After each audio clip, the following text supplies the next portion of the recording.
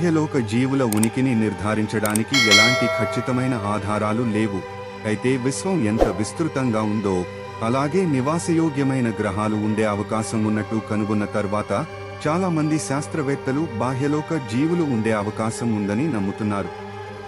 విశ్వంలో బిలియన్ల సంఖ్యలో గెలాక్సీలు ఉన్నాయి. ఒక్కో గెలాక్సీ మిలియన్ల నుంచి బిలియన్ల సంఖ్యలో నక్షత్రాలను కలిగి ఉంది. వాటిలో చాలా నక్షత్రాలకు గ్రహాలు ఉండే అవకాశం ఉంది. ఈ గ్రహాలలో కొన్ని జీవాన్ని మోసుకెళ్లగలిగిన పరిస్థితులను కలిగి ఉండవచ్చు. ఉదాహరణకు, భూమిపై అత్యంత ప్రతికూలమైన వాతావరణాల్లోనూ జీవించే జీవులను ఎక్స్ట్రీమోఫైల్స్ కనుగొనడం వల్ల అంతకుముందు నివాసయోగ్యం కాదు అని భావించిన చోట కూడా జీవం ఉండే అవకాశం ఉందని శాస్త్రవేత్తలు భావిస్తున్నారు.